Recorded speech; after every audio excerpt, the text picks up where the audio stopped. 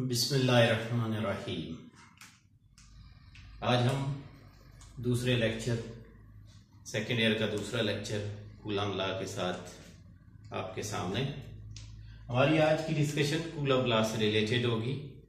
अगर आपने कुछ बेसिक्स के बारे में जानना है तो आप हमारी वो पिछली वीडियो देखिए, जिसमें सारी जो बेसिक टर्मिनोलॉजीज हैं जिनका इस्तेमाल इसके अंदर होना है वो उसके अंदर बता दिया गया है। तो आइए स्टार्ट करते हैं। First of all, what is coulomb law? इसकी स्टेटमेंट क्या है? स्टेटमेंट ये है कि magnitude of force of attraction or repulsion between any two point charges is directly proportional to product of their magnitudes and inversely proportional to square of distance between them. दो charges के बीच में जो force of attraction और repulsion होती है वो हमेशा उन चार्जेस के प्रोडक्ट के डायरेक्ट प्रोपोर्शनल होती है, और उनके बीच में जो फासला होता है, जो डिस्टेंस होता है, उसके इनवर्स प्रोपोर्शनल होती है। लेकिन ना सिर्फ इनवर्स प्रोपोर्शनल बल्कि उसके स्क्वायर ऑफ डिस्टेंस के इनवर्स प्रोपोर्शनल होती है। तो टू डिराइव द केस, इसको डिराइव करने के लिए सबसे पहले हमें यहाँ पे ये देखना है कि हमने क्या करना है। हमने ये लिया है, consider 2 point charges Q1 and Q2 separated by distance R as shown in the figure. मेरे पास दो चार्जेस हैं, एक Q1 है, दूसरा Q2 है। इनके बीच में फासला R है और ये आपको जैसा कि डायग्राम के अंदर दिखाया गया है। Suppose F be the force, और इनके बीच में जो फोर्स है वो भी आप कंसीडर करेंगे। यकीनी बात है, फोर्स आपने सपोज करनी है। तो सपोज किया है कि इनके बीच में जो फोर्स है वो F है। दो चार्जेस ले लिए, उसके बाद एक उनके बीच में फासला कंसीडर किया और फिर फोर्स उनके बीच में कंसीडर की। तो अब डेरिवेशन लिखने के लिए हमें सबसे पहला स्टेटमेंट का पहला पार्ट कि force is directly proportional to product of charges. तो ये प्रोडक्ट ऑफ चार्जेस हो गया Q1 Q2, इसके मैंने ये डायरेक्ट प्रोपोर्शनल ले ली। दूसरा, F is inversely proportional to square of distance. Square of distance तो मैंने R के ऊपर स्क्वायर डाला, इसकी इनवर्स प्रोपोर्शनलिटी डाल दी। इन दोनों को कंबाइंड फॉर्म में अगर लिखा जाए, यानी सिंगल इसमें लिखा जाए प्रोपोर्शनलिटी में, तो हमारे पास ये फॉर्म बनेगी। और अगर हम इसकी प्रोपोर्शनलिटी हटाएंगे तो यहाँ कांस्टेंट आएगा और K Q1 Q2 over R square. What is R? Here R is Coulomb constant, और constant of proportionality known as Coulomb's constant. इसको हम यहाँ पे कूलम्स कांस्टेंट कहते हैं। फिर सवाल ये पैदा होता है कि ये कूलम कांस्टेंट जो है ये किसी फैक्टर पे डिपेंड करता है या नहीं करता है। तो उसके लिए हम इसकी डिपेंडेंस भी डिस्कस कर लेते हैं। डिपेंडेंस कूलम कांस्टेंट की जो होती है वो आपके दो फैक्टर्स पे होती है। एक मीडियम बिटवीन द चार्जेस, ये दो फैक्टर हैं, एक मीडियम है और दूसरा आपके पास सिस्टम ऑफ यूनिट्स है। Medium between the charges mean जो चार्जेस के बीच में फासला होगा उसके ऊपर ये डिपेंड करेगा। और दूसरा, सिस्टम ऑफ यूनिट्स, कौन सा सिस्टम आप यूज कर रहे हैं वो भी, उसके ऊपर भी ये डिपेंड करेगी, इसकी जो वैल्यू होगी। नेक्स्ट, इससे थोड़ा सा और आगे जाया जाए तो हमारे पास K की जो अपनी वैल्यू होती है वो ये है, K is equal to 1/4 pi epsilon naught, या 9 मल्टीप्लाई बाई 10 की 9 एन m की 2 c की -2। इस पूरे के अंदर ये जो एप्सिलॉन नॉट आपको नजर आ रहा है इसको कहते हैं परमिटिविटी ऑफ फ्री स्पेस। इसकी वैल्यू ये है 8.85 10⁻⁻12 n m की 2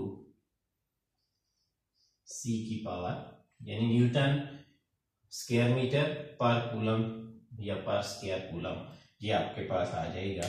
तो ये था हमारे पास पहला हिस्सा। तो इस फॉर्म में अगर कूलम लॉ को अगर हम लिखें तो कूलम लॉ की जो इक्वेशन बनेगी वो होगी F is equal to 1/4 pi epsilon naught Q1 Q2 over R square.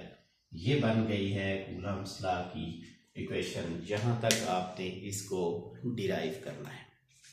अब next, you are asked always you have to write the vectorial form or vector form।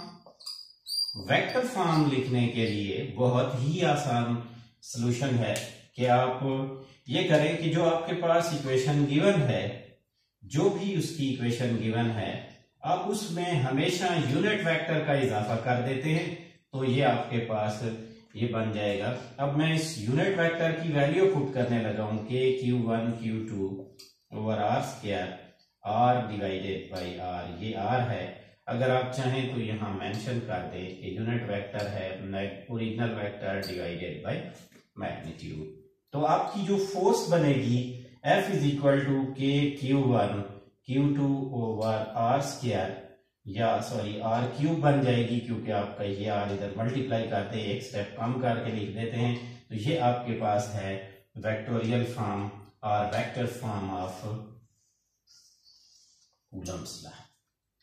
अब नेक्स्ट जो question होता है वो ये होता है कि न्यूटन सेकंड थर्ड लॉ और इसके बीच में Newton third law and coulomb force.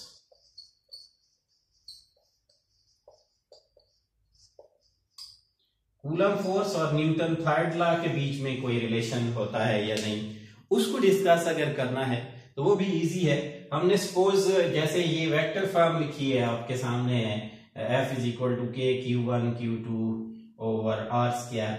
हम ये करते हैं कि सपोज यहां पे आप सपोज कर लें कि जो आपकी F12 है, force of Q1 on Q2, और F21 जो है वो है force of Q2 on Q1। तो जब ये फॉर्म बन जाए तो आप इसी फॉर्म में F12 लिखने के लिए क्या करें, या F12 लिखें यहां के Q1 Q2 आर स्क्वायर, और सिर्फ यूनिट वेक्टर R12 लिखते हैं। एक चीज क्लियर कर दूं, बाज बुक्स में इसको 2-1 और इसको 1-2 लिखा जाता है। अब अपनी आसानी की खातिर आप ये लिखें कि आपका जो वेक्टर्स हैं, जो यूनिट वेक्टर है वो बिल्कुल उसी तरह है, यानी R12 जो है वो F12 की डायरेक्शन में है, और F21 की डायरेक्शन में जो यूनिट वेक्टर बन रहा है उसको आप लिख दें कि Q1 Q2 R square into R21। एक चीज और भी क्लियर है हमें फर्स्ट ईयर से भी कि जो वेक्टर्स होते हैं unit vectors, these are always equal in magnitude. Magnitude में तो ये हमेशा इक्वल होते हैं, लेकिन चूंकि ये फोर्सेस, ये अगर इसको इधर रिपेल करेगा, ये इसको इधर रिपेल करेगा, तो ये अपोजिट होंगे। तो मैं क्या करता हूं, इस फोर्स के अंदर, किसी एक फोर्स के अंदर मैं इसमें ये वाली वैल्यू पुट कर देता हूं, तो मेरी जो नई फॉर्म बनेगी F12 जो बनेगी, ये मैं इसको यूं लिख देता हूं K Q1 Q2 R square minus R21। इस माइनस को अगर बाहर लिखा जाए तो आप देखें ये पूरी की पूरी फोर्स जो है F21 बनती है। तो इसका मतलब ये हुआ कि F12 is always equal to F21। F12 और F21 हमेशा इक्वल आते हैं। क्यों इक्वल है? क्योंकि ये जो फोर्स है एक्शन और रिएक्शन की शक्ल में है, लेकिन both are applying same force on each other, और इस वजह से आपको ये इक्वल यहाँ पे लिखनी होगी। लास्ट चीज इसमें जो आपने डिस्कस करनी होती है वो होता है इफेक्ट ऑफ मटेरियल मीडिया।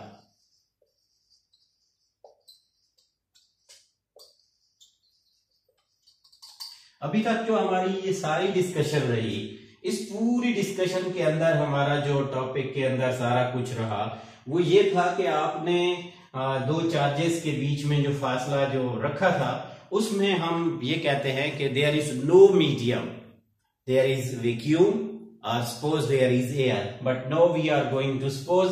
अब हम सपोज करते हैं कि इन चार्जेस के बीच में हमने यहाँ पर कोई मटेरियल मीडियम रख दिया है।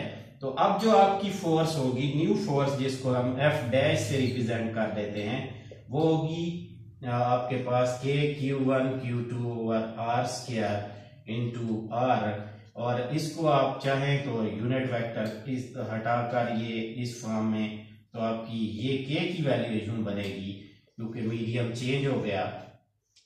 तो ये आपके पास वेक्टर फॉर्म में रखें, आपकी मर्जी है। अगर आप गौर से इस पूरी इक्वेशन को देखें तो इसको हम यूं भी लिख सकते हैं, F dash is equal to 1/4 pi epsilon naught Q1 Q2 R square into unit vector R multiply by 1/एप्सिलॉन आर। इसका मतलब ये हुआ कि आपकी जो नई फोर्स है वो ओरिजिनल फोर्स का एप्सिलॉन आर टाइम 1/एप्सिलॉन आर टाइम है। This means that electric force reduces 1/epsilon r time when medium is other than air। तो हमारी इस पूरी डिस्कशन की समरी ये हुई कि जो भी चार्ज होता है वो एक दूसरे के ऊपर फोर्स लगाता है, और वो फोर्स हमेशा चार्जेस के प्रोडक्ट के डायरेक्ट प्रोपोर्शनल होती है, और उनके बीच में जो फासला होता है उसके इनवर्स प्रोपोर्शनल होती है। आखिर पे एक बात यहाँ बता दूं, लिमिटेशंस भी है कूलम लॉ की, तो ये याद रखना है कि it is only valid two point charges. अगर पॉइंट चार्जेस होंगे तो ये वैलिड होगा, अगर नहीं होंगे तो ये वैलिड नहीं होगा। आप इस पूरी डेरिवेशन को खुद से कीजिए, इसकी प्रैक्टिस कीजिए, और फिर इसमें 2 से 3 जो है वो पॉइंट्स आप डिस्कस कीजिए।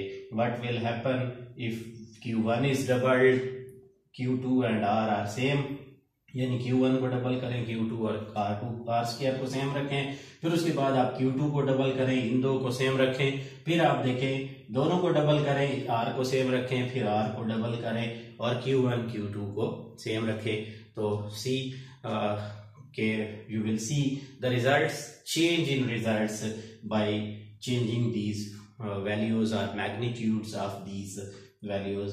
So this was our lecture about Coulomb's law. So for further discussion you can comment, आप कमेंट में सवाल कीजिए, अपने सवाल पूछिए, डिस्कशन कीजिए। तब तक के लिए, नेक्स्ट लेक्चर के तक के लिए अल्लाह हाफिज।